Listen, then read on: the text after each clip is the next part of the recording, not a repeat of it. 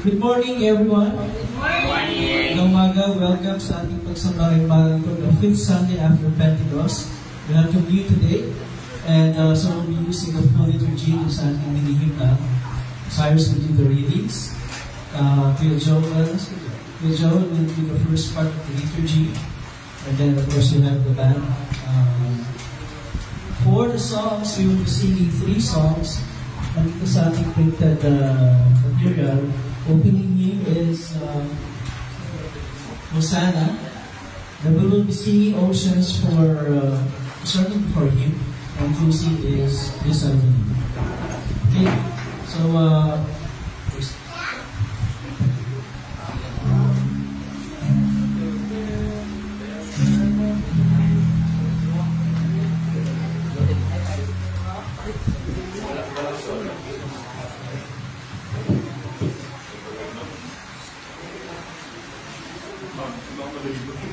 lalayo ko yan sa'yo. At medyo malikot ang pako.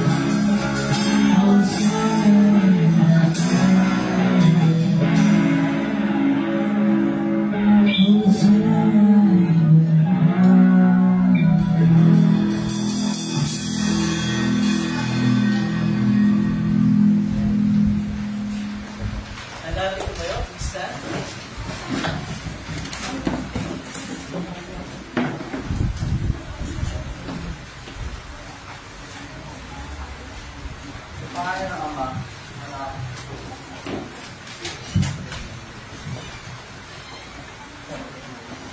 sa pangalan ng Ama, Anak, at Espiritu Santo. Mga minamahal sa Panginoon, lumapit tayo ng may tapat na puso na pagpahig ng ating kasalanan sa Diyos ng ating Ama at mamangit sa Kanya sa pangalan ng ating Panginoong Kristo upang tayo pag-araban niya ng kapatawaran. Ang tulong natin ay nagmumula sa Panginoon. Siya ang lumikha ng langit at lupa. Aking sinabi, ipahayag ko ang aking pagsalasan sa Panginoon. At iyong pinatawad ang aking mga kasalanan.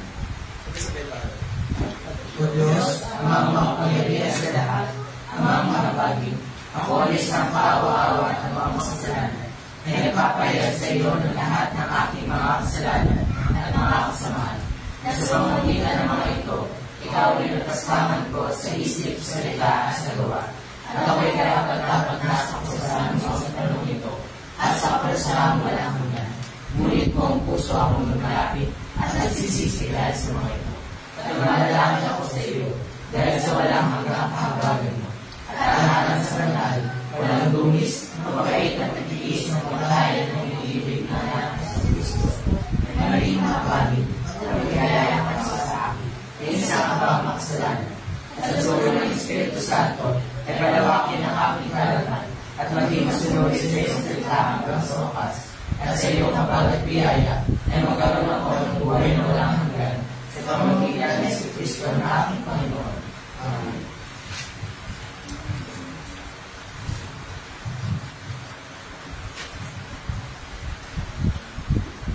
Ang Diyos, ang ating Ama sa langit, ay tunay na mabagin sa atin. Binigay niya ang bukong na anak na si Kristo upang maging handog sa pagpapatawa ng ating mga kasalanan. Kaya't bilang tinawag ng lingkod ng Kristo at sa pamamagitan ng kanyang utos, ay pinapatawad ko sa inyo lahat ng inyong mga kasalanan. Para naman, Anak, Espiritu Santo. Amen.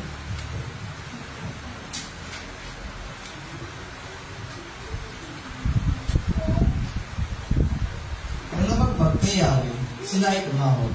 Ninigingan sila at sa kahirapan sila iniligtas. Ang bagyong malakas, pinayapa niya at kanyang pinatigil. At yung mga araw na nagalakihan ay tumahimik din. Nang tumahimik sila ay tumawag, naghara ng balak. At ang muli lang ang hanggang pakay sa ibahay ng dagat. Kaya dapat naman kay Yahweh ay napasalamat dahil sa pag-ibig at kahangahan ng pagliligtas. Itong Panginoon ay dapat itanghal sa gitna ng madla. Dapat na puhihin sa kalipunan man ng mga matanda. Awitin natin ang wala sa Ama. Luwalhati sa Ama at sa Anak at sa Espiritu, kung paano noong una, ngayon magpakailanman, walang hanggan. Amen. Panginoon, mapag ka sa amin. Kristo, mapag ka sa amin. Panginoon, mapag ka sa amin. Papuri sa Diyos ang kaitasan. At sa tupay kapayapaan sa mga taong pinalulugan niya. Pinupuri ka namin, sinasamba ka namin, pinululhati ka namin, pinasasalamatan ka namin sa iyong kalwalhatian. O Panginoong Diyos, Hari ng kalangitan, Diyos amang makapangyarihan sa lahat. O Panginoong Diyos, bugtong na anak, Jesu Cristo,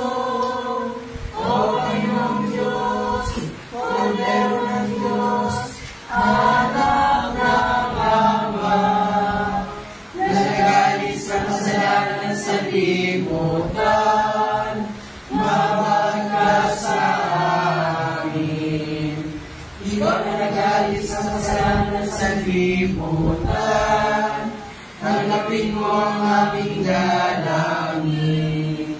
Ikaw na kaluglas sa kanyang Diyos Ama, mapagka sa amin.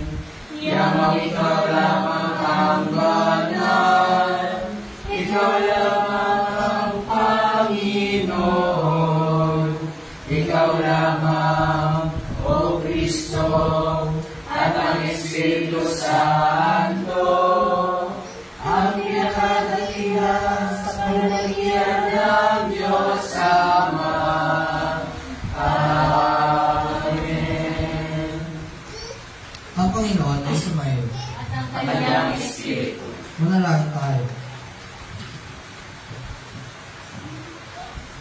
O Panginoon, aming Diyos, pamalaan mo ang mga bansa sa daigdig at pangasiwaan mo ang mga bagay sa mundo nito upang ang iyong iglesia ay makadulog sa iyo sa pagsamba ng may kapayapaan at kagalahan. Sa pamamagitan ng iyong anak na si Kristo na aming Panginoon ang nagbubuhay at naghahain kasama mo ng Espiritu Santo, iisang Diyos, ngayon at pakailanman. Amen.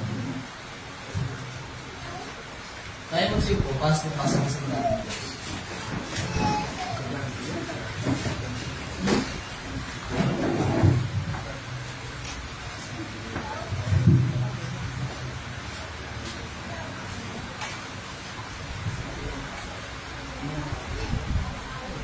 Ating pakinggan ang unang pagbasa para sa linggo mula sa aklat ng Job chapter 38 verse 1 to 11.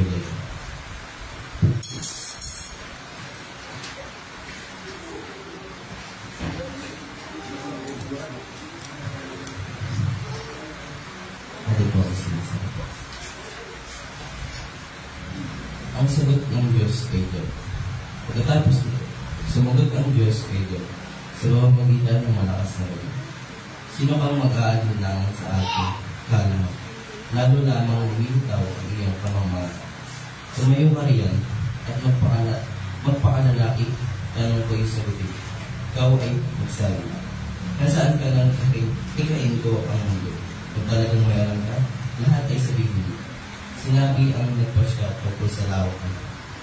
Sino ang sumuko? Alam mo ba ito? Sino ang may hawak ng mga haligi sa mundo? Sino ang naglagay ng mga panulong bato? Noong umaga nito, ang mga bituin nag-awitan at ang mga nilalang sa langit. Sa tuwa'y nagsisigaw. Sino ang humarang sa agos ng bagay? Nang mula sa aliliman, ito'y sumanggulat. Tinakpan ko ang dagat ng ulat na makapal at binulutan ko ito ng kadiliman. Ang dagat ay nilagyan ko ng hanggahan upang ito'y manatili sa likod ng mga harap. Sinabi ko'y sila'y hanggang doon na lang at huwag lalampas ang araw na naglalaki. Ano ito ang sinasabi? Ang ikalawang pagbasa na ay mula sa ikalawang Korinto chapter 6 verse 1 to 13. At ganito ang sinasabi. Yaman kami magkakasama sa gawain ng Diyos. Nakikiusap kami sa inyo na huwag ninyo sayangin ang kagandahang loob na ibinibigay sa inyo ng Diyos. Sapagkat sinasabi niya sa kaukulang panahon ay pinakakinggan kita sa araw ng pagliligtas, sinatulungan kita. Ngayon na kaukulang panahon ito na ang araw ng pagliligtas. Iniwasan namin makagawa ng anumang makakahadlang kanina man upang hindi mapulaan ang aming paglilingkod. Sa halip, sa lahat ng paraan, sinisikap namin ipakita ang aming katapatan bilang mga lingkod ng Diyos. Kami, matiyagang nagtitiis sa lahat ng uri ng kahirapan, kapikitian at kagipitan. Kami sinagupit, ibinilago at binukbog. Naranasan namin ang trabaho ng labis, mapuyat at mabuto. Namuhay kami ng malinis, may kaalaman, pagtitiis, kabutihan, at nubay ng Espiritu Santo. Tuwing na pag-ibig, tapat na pananalita at kapangyarihan ng Diyos. Ang pagiging matuwid ang siyang namin, sandatang panlaban at pananggap. Naranasan namin paparangalan at ipabiyak, ang laitin at papurihan. Kami itinuturing na sinungaling, gayon totoo naman ang aming sinasabi. Hindi kinikilala kayo, kami kinikilala ng marami. Itinuturing na patay na, ngunit buhay naman. Pinaparusahan kami, sabalat hindi pinapatay. At tingin sa amin ay nalulungkot, gayon kami laging nagagawa. Mga dukha, ngunit marami kami pinapayaman. Mga walang-wala, ngunit sagani sa lahat ng bagay. Mga taga-Korinto, tapatan ang pagsasalita namin sa inyo. Binuksan namin ang puso sa inyo. Hindi namin isinara ang aming puso sa inyo. Kayo ang nagsara ng inyong puso sa amin. Pinapausap ko kayo bilang mga anak. Buksan naman ninyo sa amin ang inyong mga puso. Tulad ng ginagawa namin sa inyo. At ito ang salita ng Diyos. Nagsintayo tayo lahat para sa pagpasa ng magandang balita sa aklat ng Marcos, chapter 4, verse 35 to 41. At ito ang sinasabi. Pinatigil ni Jesus ang bati. Kinagabi ay sinabi ni Jesus sa mga alagad, tumawid tayo sa ibayo. Kahit iniwan nila ang mga tao at sumakay sila sa bangkang sinasakyan ni Jesus upang tumawid ng lawak. May iba pang mga bangka na kasabay sa kanila. Habang naglalaya, inabot sila ng malakas na ulan. Kaya't ang bangkang sinasakyan nila ay kinampas ng malaking araw at ito'y halos mapununan ng tubig. Si Jesus ay natutulog noon sa may hulihan ng bangka. Nakahilig sa isang bulan, inising siya ng mga alagad at sinabi, Guro, bali wala ba sa inyo kung makahama kami? Bumangon si Jesus at sinaway ang hangin, tigil, at sinabi sa lawa, tumahimik ka. Tumigil nga ang hangin at tumahimik ang lawa. Pagkatapos, sinabi niya sa mga alagad, bakit kayo natatakot? Hanggang ngayon ba'y wala pa rin kayong pananampalataya? Natakot sila ng labis at namangha. Sabi nila sa isa't isa, anong klaseng tao ito? Pati hangin at lawa ay sumusunod sa kanya. At ito ang salita ng Diyos. Manatili tayong nakatayo at ipahayag natin ang ating pananampalataya sa ang Credo Isema. Sumasampalataya ako sa isang Diyos na makapangyarihan sa lahat, na nilikha ng langit at lupa, ang lahat ng bagay na nakikita at hindi nakikita, at sa isang Panginoong Jesucristo, bugtong na anak ng Diyos, na mula sa Ama una sa lahat ng panahon. Diyos buhat sa Diyos, liwanag na buhat sa liwanag, tunay na Diyos buhat sa tunay na Diyos, bilang anak at naglililikha, kaisang sangkap ng Ama. Sa pamamagitan niya ay nilikha ang lahat ng bagay, na dahil sa ating mga tao at sa ating kaligtasan, ay bumaba mula sa langit, at nagkatawang tao sa pamamagitan ng Espiritu Santo at naging tao. Nagpakasakit dahil sa atin sa panahon ni Poncio Pilato, ipinako sa krus sa matay at bibig. Ngayon katong araw na buhay ng muli sa kayo sa kasulatan, umakyat sa langit at nakagawa sa kanan ng Ama, na siya ay babalik ng muli na may kabalikiran, upang kumalang ang buhay at ang makaya. At ang halayan niya ay walang hanggan. At sumasampalataya ako sa Espiritu Santo, ang Panginoon at Tagapagligay ng buhay, na nagmumula sa Ama at sa Anak, na sinasamba at ululuhati kasama ng Ama at Anak, na nagsasala sa pamamagitan ng mga propeta. At sumasampalataya ako sa isang banal, Kristiyano at Apostolikang Iglesia, naniniwala ako sa isang binyag, sa ipagkakawat ng mga kasalanan, at umaasa ako sa pagbuhay ng muli ng mga patay, na sa buhay ay makalagay. Amen. Pupo tayo lang.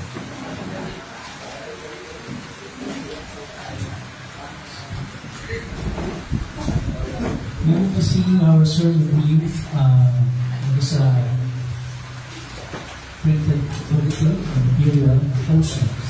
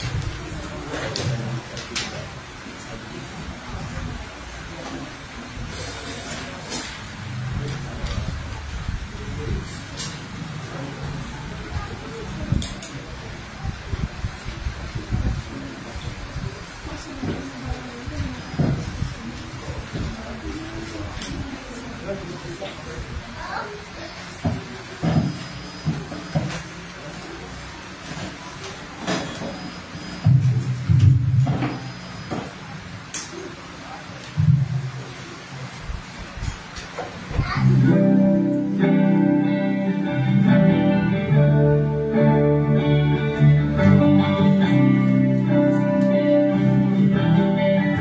I believe.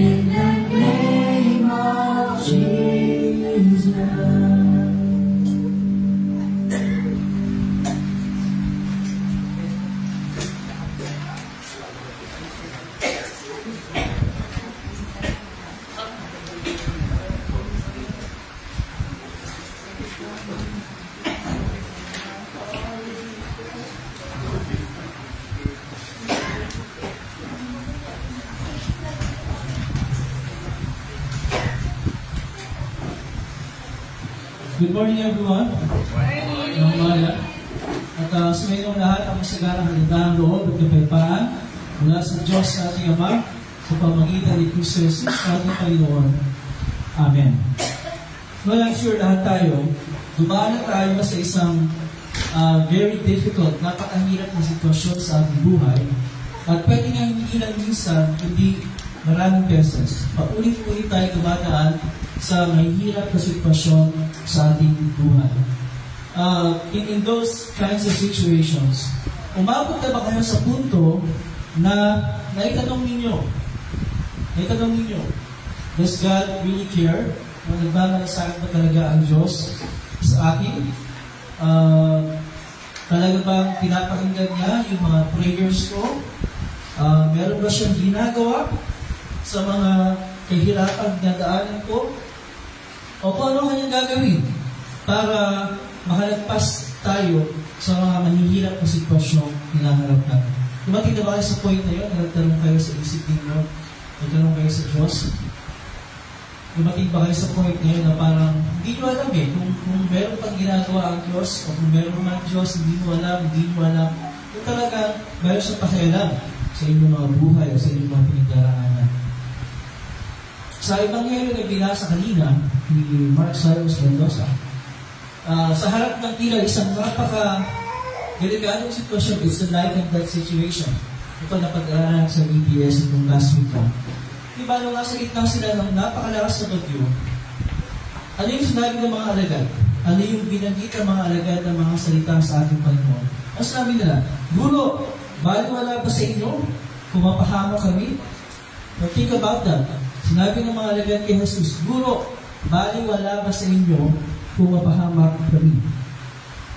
Ngayon, yung nangyari doon sa kanila, habang sila nasa gitna ng dagat, sakay ng bangka ng isang gabi.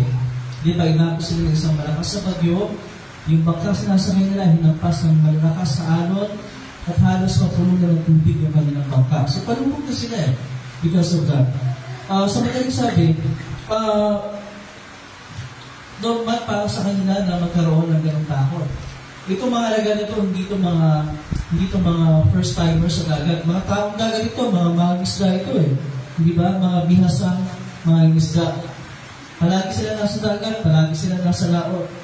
Pero, nakaramdam pa rin sila ng napakatindi takot at pangamba para sa buhay nila. Di ba? Kasi siguro, baka yung first time na maranasan nila yung ganong sitwasyon. Siguro, nakakaranas sila ng mga konting bagyo, pero hindi ganun katindi. Hindi to the point na ang lalaki ng araw, papalubog na yung kanilang bangka. At siguro naman kahit tayong malagay sa ganung sitwasyon, makakaramdam pa rin tayo ng matinding takot. Kaya ba sa alis sila matatakot? Di ba matatakot na rin? Yung nasa Vikings na natatakot na rin. Diba? So, kaya hindi dito issue yung reaction at yung damdamin ng mga alagad. This is a life and death situation. Hindi issue yun kasi normal yun Kahit sino matatakot sa ganung sitwasyon. Pero, ang mas mabigat na issue, di ba, ang medyo mas kapansin-pansin sa pangyayari nito, ay yung naging thinking nila, yung kaisipan nila, at yung damdamin nila tungkol kay Jesus. Yun ang mas concerning. Yun ang mas mabigat na issue. Bakit sinabi ko na issue ito? Kasi sabi nila Guro, baliwala ba sa inyo kung mapahama kami? So all the while, yun ang iniisip ng mga alagad habang nangyayari yung bagay nila. They were thinking, baliwala sa Panginoon, baliwala kay Jesus, kung mapahamak sila. Diba? Kaya sabi ko, yun ang mas mabigat na issue. Kasi lumilitaw doon na yun ang kanilang iniisip habang nangyayari yung lahat ng bagay nila. We would say na napaka-daring, napaka-mapangahas ng mga salitang yun. Pero bakit kaya nasabi yun? Bakit nasabi ng mga alagad, Guro, baliwala pa sa inyo kung mapahamak kami? Nasabi nila yun. Ano yung nagtulak sa kanila para makapag-isip ng gano'n? Siguro isang dahilan ay yung sinabi doon sa Ebanghelyo habang nangyayari yung lahat ng yun. Ano ba bang nangyayari? Mahampas na malaking araw sa kanilang bangka, pupunuin na ng tubig, lulubog na, napakalakas ng ulan, napakalakas ng hangin, may kasama pa yung malalakas na kulog at tidang. Pero ano ginagawa ng Jesus? Natutulog. Diba?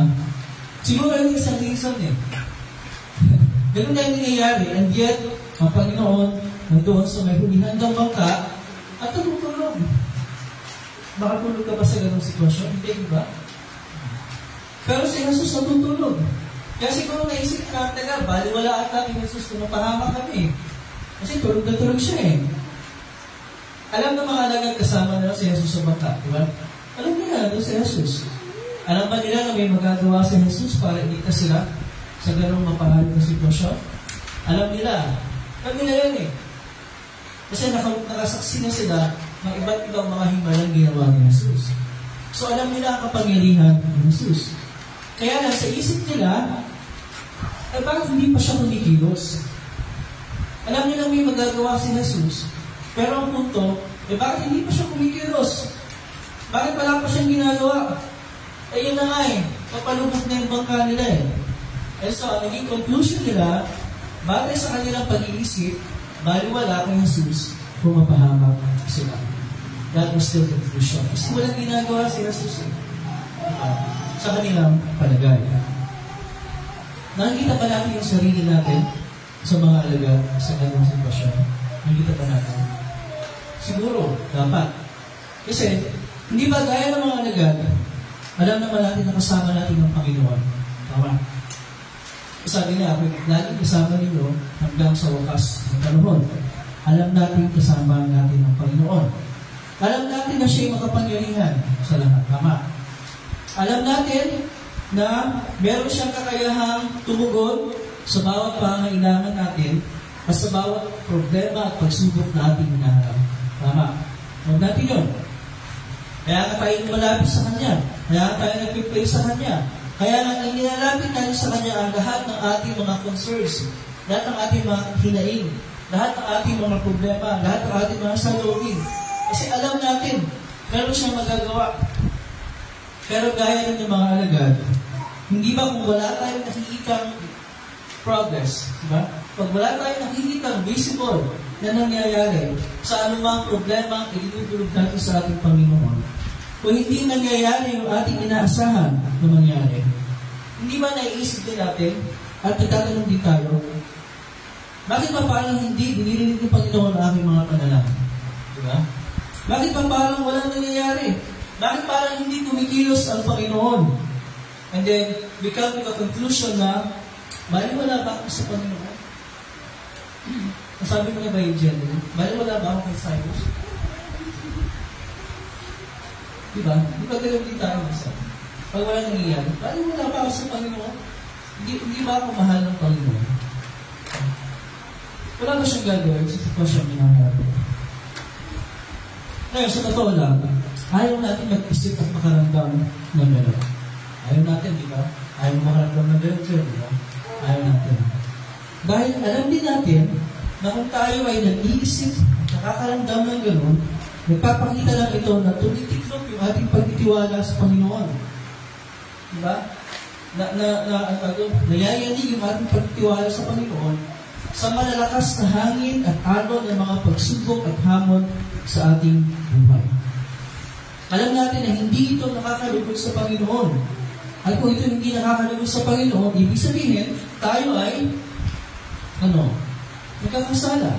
Kasi lahat ng bagay na ginagawa natin ay hindi nakakalugod sa Panginoon, ano yun? Kasalanan sa Panginoon.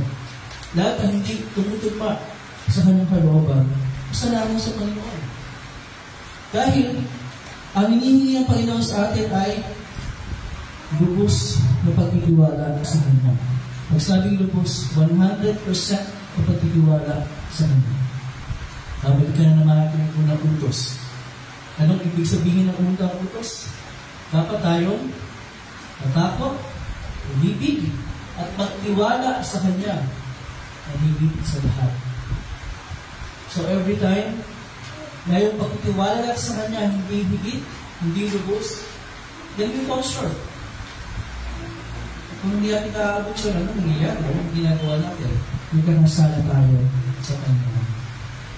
Kahit malinaw ang sinasabi sa atin ang salita ng Diyos, kay Yahweh ka ang pagtiwala o puso ang tubusan. Kawikaan, chapter 3, verse 5. Isa sa mga dahilan kung bakit nayayanig yung ating pagtiwala sa Panginoon sa harap ng mga pagsubok at hamon sa ating buhay. Alam niyo ang dahilan? Dahil huhusgahan natin ang pagkilos ng Panginoon batay sa ating sariling karunungan at kagustuhan. Yan yung result. Kasi ito yung kalooban ng Panginoon, ito yung gusto natin, hindi nagbinig, hindi natutugma. At pag hindi siya natugma, then we come to the conclusion na walang ginagawa ang Panginoon. Hindi na pinapakinggan ang ating mga karaniwan. And the result is, nayayanig yung ating pananampalataya. Kasi isip natin, wala. Baliwala sa Panginoon yung ating mga dinudulog sa mga. Diba? Kasi madalas, kapag dumudulog tayo sa Panginoon, meron na tayong mga inaasahang gagawin ng Panginoon o isasagot ng Panginoon sa ating karaingan. Diba? Pag meron tayong problema, meron tayong iniisip na solusyon sa problema mo. And then we come to the Lord. Nasabi sa Panginoon, ito yung problema natin. Pero, Kasabay nun, inaasahan din natin na yung sagot niya ay yung iniisip natin na dapat na maging sagot niya. Di ba? Kaya, kung hindi natin nakikita yung ating mga inaasahan, yung pinagpapalagay natin madalas na parang baliwala sa Panginoon ang ating mga karahingan. Ganyan yung naging palagay at damdamin ng mga alagad doon sa pangyayaring isinasalaysay sa Ebanghelyo. Pero ang totoo, baliwala nga ba talaga tayo sa Panginoon? Baliwala nga ba talaga sa Panginoon kung mapahamak yung mga alagad? Hindi. Hindi yung totoo. Yun ay kasinungalingan. Mahalaga tayo sa Panginoon. Diba? Mahalaga tayo sa Panginoon. Kaya nga siya bumabagi ko sa lupa at iniwan yung kanyang malulahating kalagayan sa piling ng Diyos sa masalangit. Para saan? Para maligtas tayo mula sa kapahamakan. Anong klaseng kapahamakan? Hindi lang physical na kapahamakan, hindi lang kapahamakan ng katawan, kundi lalong higit kapahamakan ng ating mga kaluluwa. At ano ba yung kapahamakan na kasapitin ng ating mga kaluluwa dapat dahil sa kasalanan? Ang kaparusahan sa impyerno. First and foremost, diyan tayo iniligtas ng Panginoon. Paano niya ito ginawa? Sa pamamagitan ng pag-aalay niya ng kanyang sariling buhay. Huwag natin kakalimutan, ang Panginoong Jesus na ating sinasamba at pinaglilingkuran at pinagtitiwalaan ay nag-alay ng kanyang buhay para sa atin, para sa iyo. Dahil iniibig ka niya at mahalaga ka sa Kanya. Kung paano iniibig din niya at mahalaga sa Kanya ang kanyang mga alagad. Nagkulang man ang pagtitiwala sa kanyang mga alagad dahil napangibabawan sila ng matinding takot. Pero yung pagmamahal ng Panginoon sa kanila kahit kailan ay hindi nawala at hindi nagbago. Sabi ng Panginoon sa kanila, bakit kayo natatakot? Hanggang ngayon ba'y wala pa rin kayo pananampalataya? Yan ang sagot ni Jesus sa kanila. Di ba? Binugon niya ang kahinaing nila at initas sila sa tiyak na kapahamakan. Kahit na gano'n ang sinabi niya. Kaya bumangon si Jesus, anong ginawa niya? Sinaway ang hangin at sinabi niya, tigil. At sinabi sa lawa, tumahimik ka. Tumigil nga ang hangin at tumahimik ang lawa. Ano yung reaksyon ng mga alagad na makita nila yung ginawa ng ating Panginoon? Ano yung reaksyon nila? Sila ay namangha. Namangha sila, they were amazed, but at the same time, nagkaroon sila ng matinding takot. At sinabi nila sa isa't isa, sino nga ito na pati ang hangin at ang dagat ay sumusunod sa kanya? Ang ating modernong teknolohiya ay may kakayahang pag-aralan ng pagkilos ng mga bagyo. Diba? Kung kailan ito tatama, saan tatama, gaano kalakas, kailan lalabas ng area of responsibility na tinatawag. Kaya yung pag-aralan ng teknolohiya. Pero wala tayong kakayahan na pahintuin ang bagyo o pahinain man lang o palinisin ang bagyo. Kaya ba natin ba? Talagang tatama sa Pilipinas, inilihis natin. Kung ano lang tumakasan sa ibang bansa o sa Pilipinas. Kaya ba natin nun? O kaya pahinain man lang, wala tayong kakayahan na gawin yun. Pero nagawa yun ni Jesus sa pamagitan ng ano? Ng technology, sa pamagitan ng ano? Pamagitan ng Salita. ng kanyang salita. Salita lang niya. Kaya nga nasabi ng mga alagad, sino ito? Pati hangin, pati dagat, sumusunod sa kanya. Ano? Sino lang ba ang may kapangyarihang magpasunod sa kalikasan sa pamagitan lamang ng kanyang salita? Ang Diyos. Ang Diyos lang ang may kakayahan mo kasi ang Diyos lang ang lumikha sa lahat ng mga bagay.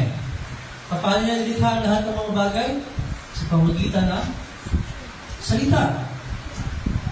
Ito natin, pamagitan ng kanyang salita. Kaya kung sino yung lumikha sa kanila, sa pamagitan ng kanyang salita, doon lang din sila susunod sa pamamagitan ng kanyang salita. So, sinasabi ng awit 89 verse 9, yung pinamumunuan ng pagngangalit ng dagat. Kapag tumataas sa mga alon nito, ang mga iyon ay pinapatahimik ko.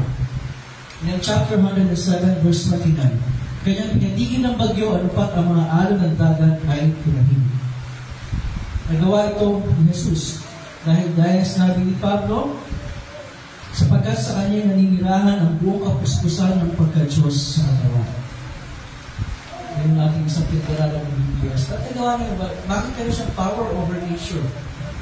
Siya ang makapalilihan Diyos na lumikha sa nature, lumikha sa kalikasan. May ilan yung sinabi, o tingnan nyo, natutulog si Jesus noong oras na yun. Kaya kung natutulog si Jesus at siya Diyos, hindi natutulog din pala ang Diyos sa mga oras na yun. Hindi nila. O kung natutulog ang Diyos, e paano yun? E sino ang namamahala sa mundo habang tulog ang Diyos? Diba? Ayun yung mga sinasabi ng mga kagsipang mga philosopher. Oo nga, walang duda. Kasi pinapakita na siya ay tunay na tao. Diba? True and full human being. Pero gumising siya eh. O, gumising pa niyo. Gumising siya. Pinupusan niya yung hangin, yung alon, yung bagyo, yung dagat na tumigil. Eh, paano yun? Sumunod naman yung kalikasan. Paano yun? Ano pinapakita nun? It also shows na siya nga ay tunay na Diyos. So, pinapakita nun yung kanyang dalawang katauhan. Matutulog siya, dahil siya tunay na tao, pero yun kung saan yung bagyong tumigil, dahil siya ay tunay na Diyos. At yung ginawa niya, hindi ginagawa ng isang ordinaryong tao lamang. It was God Himself commanding His nature, commanding His creature, by His creation, na tumahimik at sumunod na ito. Ito ang nagbibigay sa atin ng higit pang dahilan para lalong magtiwala at patuloy pang magtiwala kay Jesus. Di ba? Kasi kahit na mga pangyayari sa buhay natin, sa paligid natin, ay parang nagtutulak sa atin na mawala ng tiwala sa Kanya. Pero dahil ang Panginoon na ating sinasamba at pinaglilingkuran at pinagtitiwalaan ay hindi isang ordinaryong tao, hindi isang espesyal na tao, kasi may sasabi ganyan eh, hindi mo sa tao lang eh, espesyal na tao siya. Pag espesyal na tao, ano yun? Anong klaseng tao? Hindi tao pa rin, di ba? Kaya sabihin mo, espesyal na tao, tao pa rin yun. Hindi na siya isang makapangyarihang tao. Kasi kahit kapitan mo ng makapangyarihan yung tao, tao pa rin. Hindi ba? Pero hindi yun eh. Ang nagtutos sa bagyong tumahimik ay walang iba kundi ang Diyos mismo. Hindi ba tayo, kung meron tayong mga concerns na inilalapit sa kung sino man, sa gobyerno, o kaya, o kung saan man, sa opisina, pag meron nagsabi sa atin na ako na ang bahala, ano ang pakiramdam natin doon? Pag sinabi ni Cyrus sa'yo, Jeff, na siya na ang bahala, ano ang pakiramdam? Alam ko may trust issue sa kanya, pero ano ang pakiramdam mo pa kayo? Ako na ang bahala.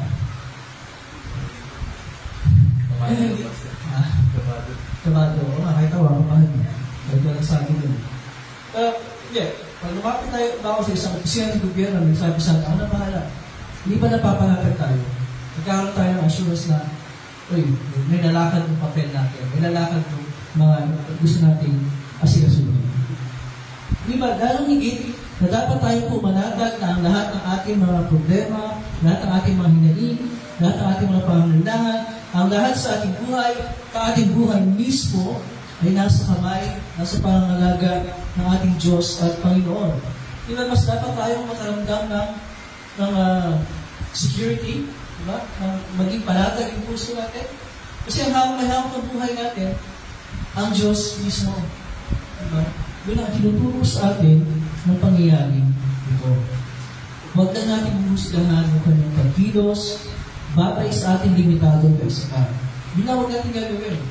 Huwag natin husgahan yung pagkilos ng Panginoon, batay sa ating limitadong kaisipan. Dahil iba ang kanyang pamamaraan kaysa ating pamamaraan. Diba? Iba yung kanyang kaisipan sa ating kaisipan. Ibig sabihin nito na sadyang hindi lahat ng gusto natin maging sagot niya sa atin ay nga ang mangyayari. Hindi gano'n. Ibig sabihin nito na ang ating mga problema, panlupa at pangkatawan ay hindi ganap na maglalahon. Ulit-ulit natin sinasabi at it is impossible for us na hindi makaranas ng paghihirap habang tayo ay nasa mundo ito. Ikaw, sawa ka na ba sa mga paghihirap sa buhay mo sa iyo? Sawa ka na. Kasi kung sawa ka na, pwede ka na pumunta doon sa yung nakareserve na lugar sa langit para sa iyo. Kung sawa ka na, gusto mo lang pumunta ron ngayon na. Ngayon na. Ngayon na mismo. Diyan, ngayon na raw. May unang tanong, talaga bang hindi mapulit pa?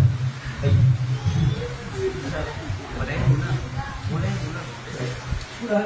Kahit nagsawa tayo sa paghihirap, pero hindi mawawala mga paghihirap na yan habang nandito tayo sa mundo.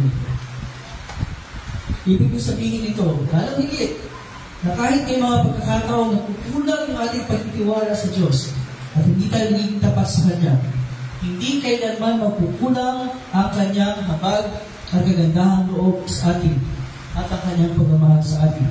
At patuloy pa rin niya ibubuhos sa atin ang Kanyang masaganang pagpapatawad dahil siya'y tapat sa Kanyang mga pangako sa atin. Dahil dyan, ang ating kinabukasan ay tiyak na, sigurado na, secured na, sapagat hindi na sa mabuting kamay ng ating Panginoon. Ngayon, alam ko, kapag pinag-uusapan ng ating kinabukasan, ang madalas nating iniisip ay ang pagkakaroon natin ng maayos at maginhawang buhay dito sa lupa. Tama ba? Tama, di ba? Madalas yung kinakabit natin, pag sinabing kinabukasan, future, iisip natin magandang pamumuhay dito sa lupa. Yun ang madalas. Pero, ang tunay at panghabang buhay natin kinabukasan ay hindi sa mga bagay na panlupa lamang, hindi sa kasalukuyang ayos ng mundong ito, hindi ang ating kinabukasan ay ang buhay na walang hanggan sa piling ng ating Diyos at Panginoon sa Kanyang kaharian. Yan ang ating tunay na kinabukasan. Atin na yan. Kaya magalak tayo at ipanatag natin ang ating mga isip at kalooban. Dahil binabayuman ng malalakas na hangin at sinasapok ng malalakas na alon ang bangkang ating sinasakyan. Buhay natin sa kalagitnaan ng napakalakas at galit na bagyo. Pero ito ang ating katiyakan.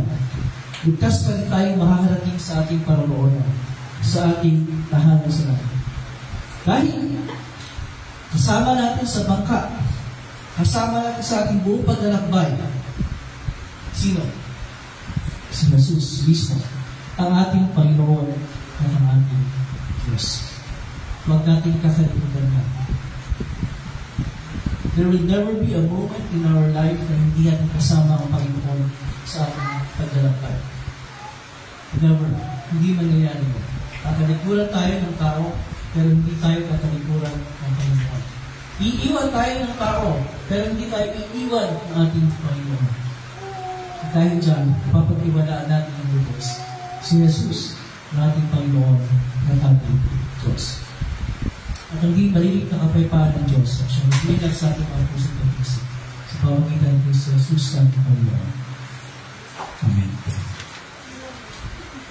Tayo papatuloy at ating lilikungin ang ating mga handog. Kaya maghandog sa Panginoon, hindi natin lang sa ating mga sarili at maging mabahagi ng pagpapalang kaloob niya sa atin. Kurt.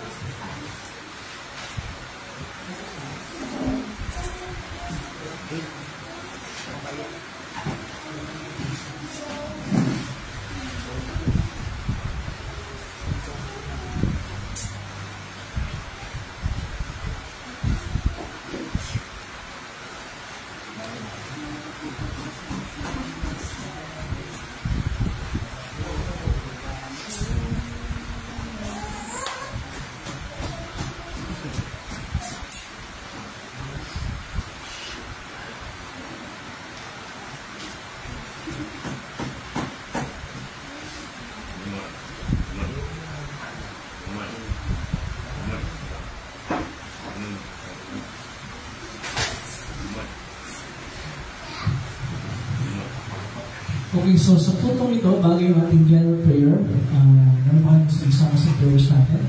So, hindi nga lang pasasalamat. And prayer request. Siyempre, isama sa pagpasalamat natin yung ating nakakatapos na BBS. Ito naman yung successful in spite of yung mga limitations natin. So, pasalamat sa Panginoon dahil ito yung ating iraos. Salamat sa mga naging bahagi ng ating basyong pag-aaral ng Biblia nito. And we pray na magpapatuloy pa yung pag-aaral ng mga bata at kabataan. So wala tayong Sunday school ngayon, pero next Sunday mag-revision tayo. Kaya mamaya, pagkatapos ng catechism class namin, nila Jennifer at Eliza, we'll have lesson discussion para sa mga Sunday school teachers and assistants. Okay? So kung wala kayong gusto isama sa prayers natin, we'll go to Lord prayer. Meron? Si Jenny. Kailan ba yung question mo? Tapos na. Okay.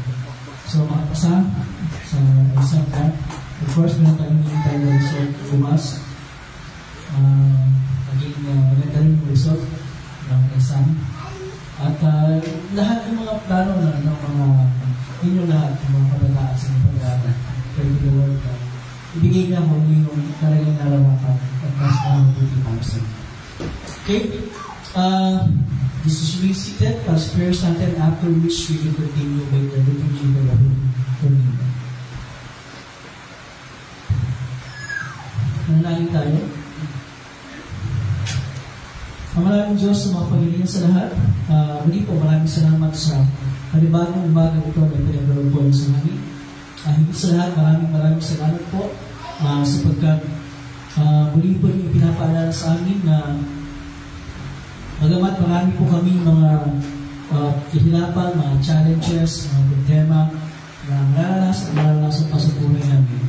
But it gives us the assurance na hindi po kami papabayaan sapagkat kung paano po ibinigay nyo ang itong anak na si Jesus at binigay nyo kanyang buhay para sa amin, para ligtas kami sa pinakamatindi kapahamakan na harapin namin, ang kamatayan walang hinggan, impyerno. Kung ito po ay ginawa na para sa amin, nalugin po na kayang gawin para sa amin, ibigyan kami ng proteksyon sa mga hamon na ginaraman sa aming buhay. Hindi mawawala, kundi bibigyan po kami ng palakas na mapatulpayan ang lahat namin. Amang maraming salamat din po sa aming kakatapos na Vacation Bible School. Ito yung aming naisigawa ng ayos, despite of our limitations. Maraming salamat po sa lahat ng mga nagturo, Teacher Eliza, Teacher Marian, at sa mga nag-assist, kasi pa mga tumulong. Dalangin namin ang gawain ng pagtuturo sa mga kabataan ay aming pong tuloy-tuloy na magampanan. Dalangin namin ang mga kabataan din sa kanilang mga plano para sa ilang pag-aaral, ang mga kumuha ng kanilang entrance exams para sa college, at ang mga hinihintay namin resulta. Nawa pa rin noon, bigyan po ang maayos na resulta, ang lahat ng ito. At hindi pa rin ang dalangin namin na kayo na nakakaalam ng lahat ng bagay ay siya matulog sa kanila ng pinakamabubuti para sa kanila. Maraming salamat po kayo noon. Patuloy kami nagtitipon bilang isang kapuluhan. Hindi lamang sa damong ito, hindi sa ibang lugar. Kaya patuloy kami pagpalayan ang aming gawain sa ibang lugar ng tulad ko sa Cavite. Ito pa rin sa Davao, sa Bangunan, ng Pasong sa. Ang natin ito, ito pang mga bagay na nasa ang hinuling o hindi namin nasabit. Kaya namin hinihilig sa pinagpapasalamat. Alang-alang sa upay ng pagdurusa, pagkatayan, at muling pagkabuhay ni Jesus na itutunan na aming Panginoon na pagkakas. Ngayon at kailanman. Amen. Ay natin tumayo, and we will continue on page 16 para sa paghahanda sa hapag ng Panginoon. Ang Panginoon ay sumayo. Ang Espiritu. Magalak ang inyong mga puso. Magpasalamat tayo sa ating Panginoong Diyos. O Panginoon, amang banal, makapangyarihan walang hanggang Diyos, tunay ngang marapat, matuwid at kapuri-puri, na kami ay dapat magpasalamat sa iyo sa lahat ng panahon at sa lahat ng dakot, nakasama ang iyong bukting na anak at ang Espiritu Santo, yung isang Diyos, yung isang Panginoon, at sa pagpapahayag ng isang tunay na Diyos.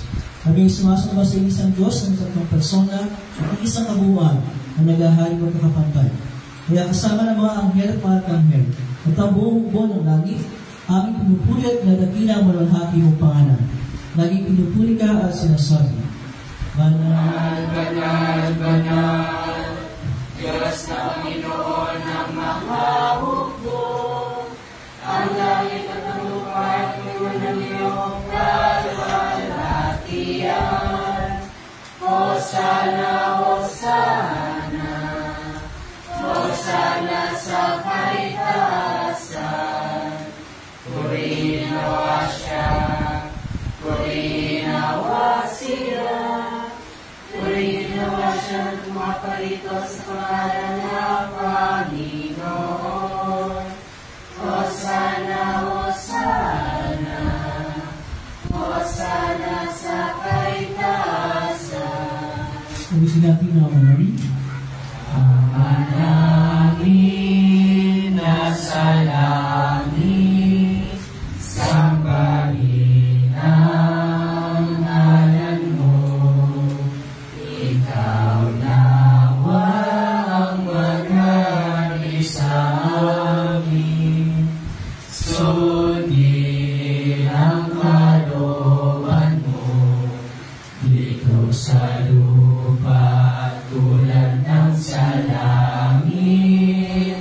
Bigyan kami ng pagkain kailangan sa araw-araw, at patawarin mo kami sa mga kasalanan namin, tulad din ang aming pagpapatawad sa mga nagkakasala sa amin. At huwag mo kaming ihati sa tukso, at iligtas mo kami sa masama, pagkat sa'yo ang kaharian at ang kapangyarihan at ang kalwalhatian magpakailanman. Amen. Amen. Ang ating Panginoon sa Kristo rin siya pagkano ko at lumangkot ang manapay. At matapos salamat sa Diyos, ito kayo pinagpirati ng son, hindi sa mga nagayat na sinasan. Pinin niyo ito, ang dali, ikaw ang katawan ay pinibigay para sa inyo. Gawin ito ang pinapag-alaala sa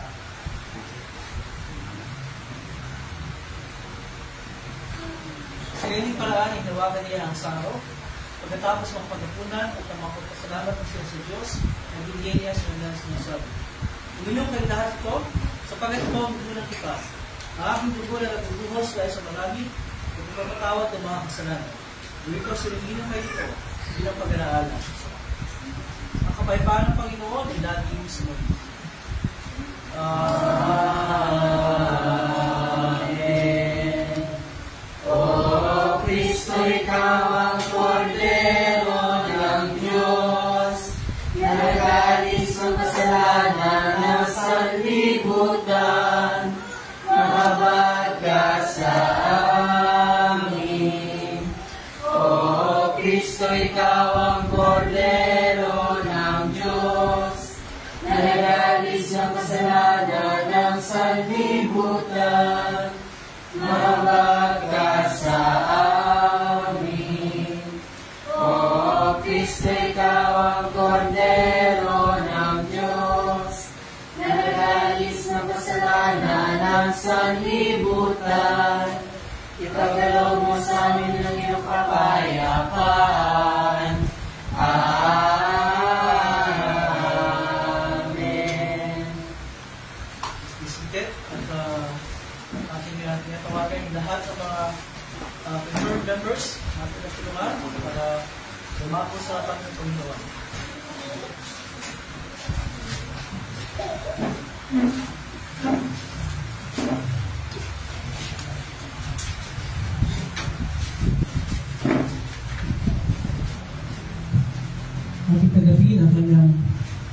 katawan dugo, kanamit ng tinapay at alak, sa pagpapatawad ng ating mga kasalanan.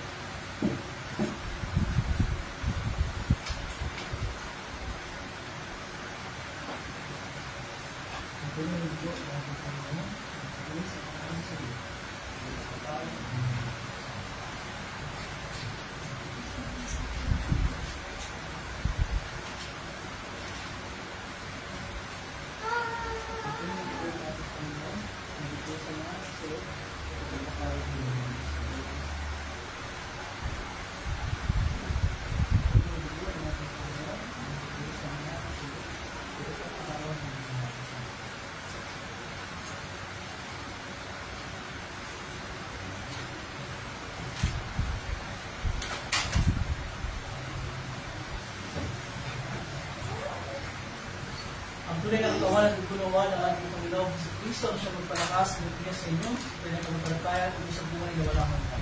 Lumawan niyo ang pagkakaipan, paglalangan sa inyong mga puso.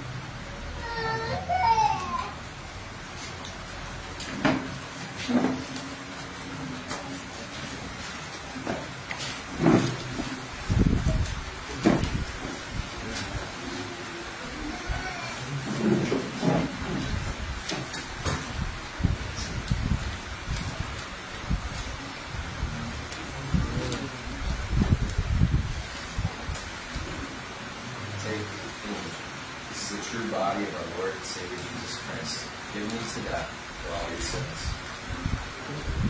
Take and drink. This is the true blood of our Lord and Savior Jesus Christ, shed for you for the forgiveness of all your sins. Now may this true body and blood of our Lord and Savior Jesus Christ strengthen and preserve you in the one true faith until life everlasting. Our joy and peace, your sins are forgiven.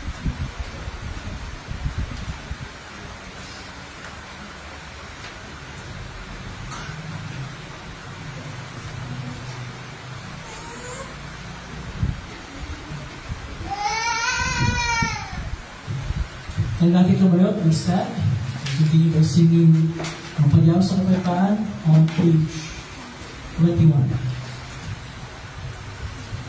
Ang tayo. Panginoon, nilihan ng iyong pagyaman sa kapayapaan ayon sa iyong pangako, sapagkat nakita ng aking matang iyong pagliligtas na ihanda mo para sa lahat ng mga bansa. Iwan itong tatanglaw sa mga hentil at magbibigay karangalan sa iyong bayang Israel, luwalhati sama at sana at sa Espiritu, kung paano lang ngayon magpakailanman, walang hanggan. Amen. Papasalamatan natin ang Panginoong Diyos sapagkat siya ay mabuti. At kanyang pag-ibig ay mawalang hanggan at mananatili. Pinasasalamatan ka namin, Diyos na mapangilihan sa lahat, sapagkat piniginhaw mo kami sa pamagitan ng sakramento ito. Diyanalangin namin sa pamagitan ng kaloob na ito, ay palaksin mo ang aming panampalataya sa iyo, at paniyasin mo ang aming pag-ibig sa isa't isa. Alang-alang kay Hesus Kristo ang aming Panginoon, na nabubuhay at naghahaling kasama mo at ang Espiritu Santo, iisang Diyos, magpakailanman. Amen.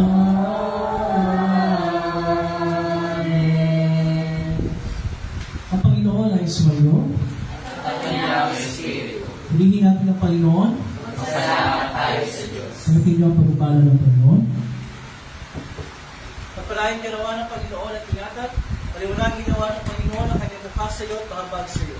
Higingap nawa ng Panginoon ang kanyang mukha sa iyo at bigyan ka ng kapayapaan. Amen. Amen. Amen.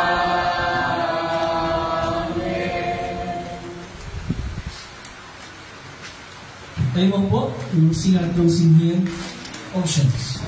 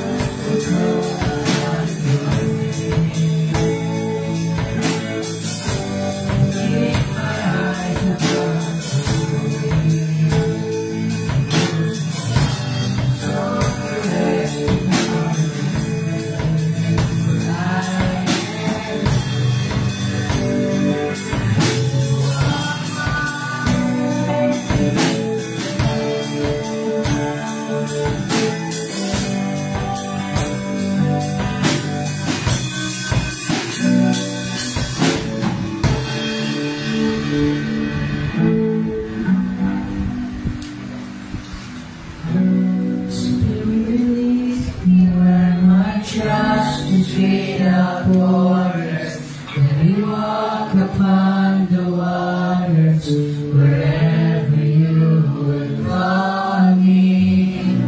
Take me deeper than my feet will ever wander, and my faith will be made stronger in the presence of my Savior. Spirit, lead me where my path between the waters. Let me walk upon the waters, wherever you would call me. Take me deeper than my feet will ever wander, and my faith will be made stronger in the presence of my Savior.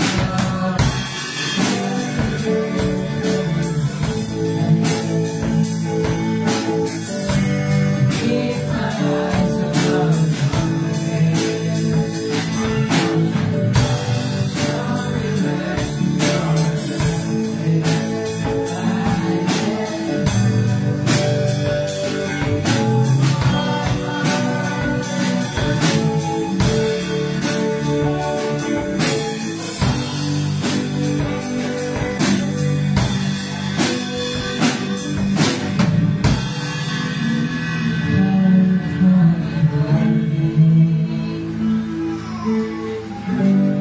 keep my eyes above the waves.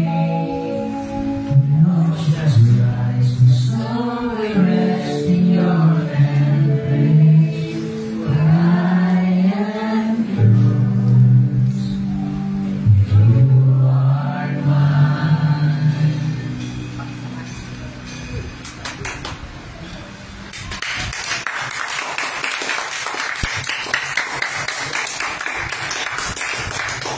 Okay, good morning everyone. Morning! Morning! Welcome sa ating naging pagsabay umaga ito. We thank the Lord for giving us this opportunity to gather once again. And of course, thank you sa mga nagbahagi. Thank you sa ating band for leading us sa ating worship songs. Service. Basta ang pagkakasa. And of course, Joel and Sally sa pag-leading. Thank you. Siyempre, si Liza for sa yung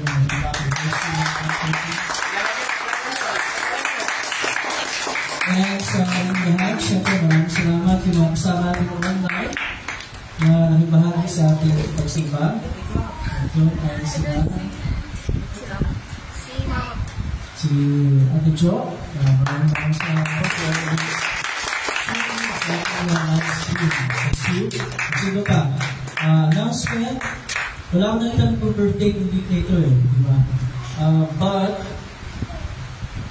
we would like to welcome yung isang guest natin ngayon. Bisita natin ngayon. Si John Cusel.